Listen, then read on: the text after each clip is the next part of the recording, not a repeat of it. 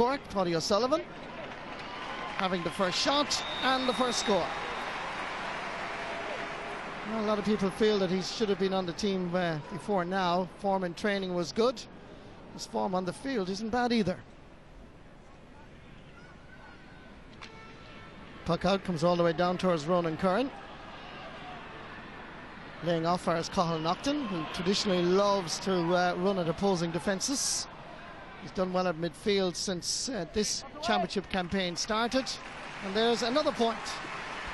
Total of 7 points in 4 games, all of them from play.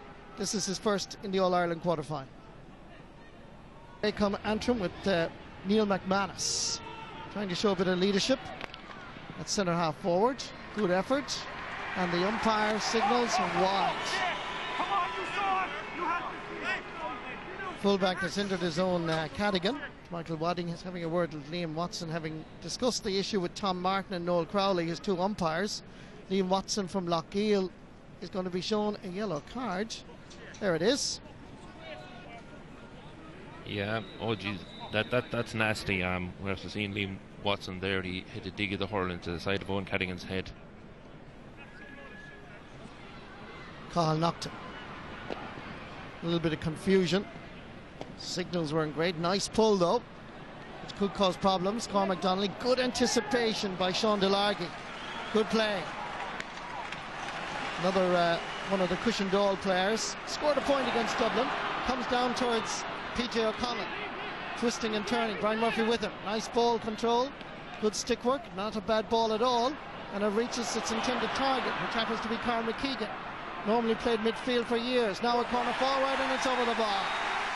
He's one of the 30-year-olds on the team. Normally played half back or midfield. Scored twice against Dublin. This is his first against Cork. Good score. Came from your cornerback. Sean Delargy, good clean up in behind his full back and direct ball straight down. Took the opportunity and they got it. Tom Kenny coming forward. Hits it with accuracy and puts it over the bar. And nearly in every match we've seen, the 2 Cork midfielders have been scoring live on the Sunday game, and they've done it here in this All-Ireland quarter-final.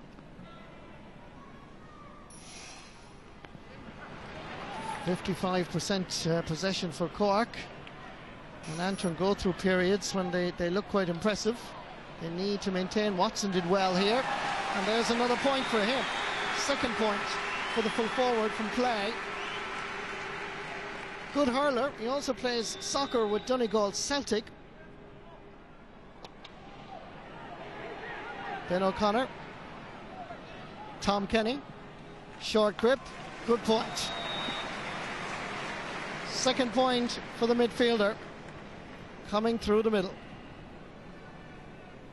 Yeah, those are the kind of scores that Antrim can't afford to be conceding. You know, they should have really cleared that ball. I think it was Kieran McGurty that had control of it and should have just driven it out the field. Instead he tried to play a short pass that went wrong.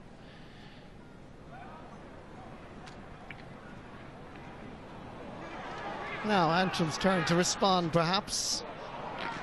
Good block down with Tom Kenny. Liam Watson has a go, and that is a brilliant point. That's 3 points from play for Liam Watson. And now he's definitely concentrating on the game after his initial entanglement with Owen Cadigan, which I must say was of his own making. But when he concentrates on hurling, Liam Watson is as good as what's around. Look at this. Classy score. This is the only man from Cork that hasn't scored. Michael Cusson runs on for Isaki O'Halpine.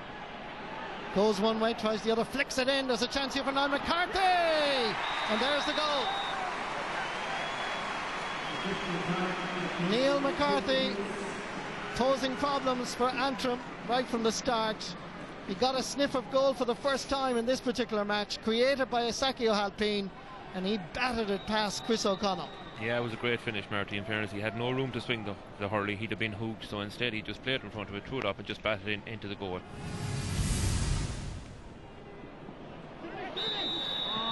There's a push on Carl Stewart by John Gardner. And there's going to be a free dead straight in front of the post.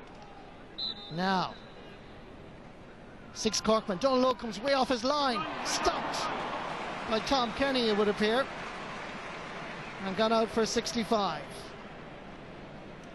Just watch this again. Look at Donald way off his line. Here comes the shot. And Tom Kenny just, I think, closed his eyes and put out the hurling. Big puck out from Donald Cusick. Fraggy Murphy. Oh, nice stick work. And as a result of that little piece of skill, made a lot of space for himself and scores a fine point. His 3rd of the day. Just watch this now. Yeah, lovely little touch of skill here. Step inside, open up the space and score. Shane McNaughton. McKeegan. Flicking it inside to Liam Watson, who continues to pose the biggest threat. Lobbing this in. And the umpires watch it all the way. And Liam Watson is giving certainly a performance in Croke Park. 6 points, all of them from play.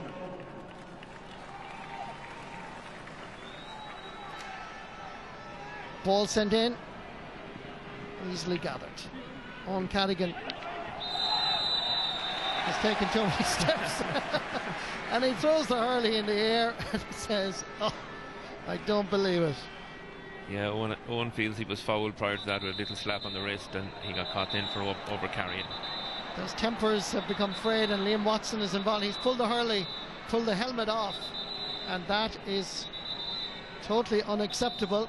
And there he's kicked the helmet away, and the referee, I think, is going to take control. It continues on.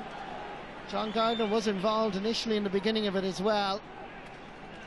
The linesman is involved, as you can see, and the referee, Michael Wadding, is going to call Liam Watson aside, and I think Liam Watson will be going a little bit earlier than the rest of his colleagues for a shower here, because he's already on a yellow card.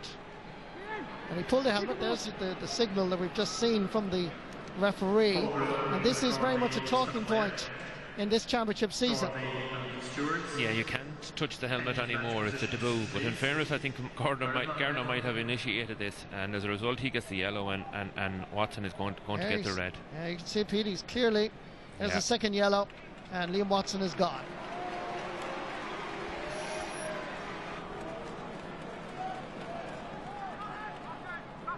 Ronan Kern calling for it. Distributes the ball over towards Frankie Murphy. He's not going to reach him. Comes to William Egan. Trying to drop this one in. He scored in a Munster final replay, and he does it again. William Egan, for the 2nd time on the Sunday game, or the Saturday game, scores a point from play.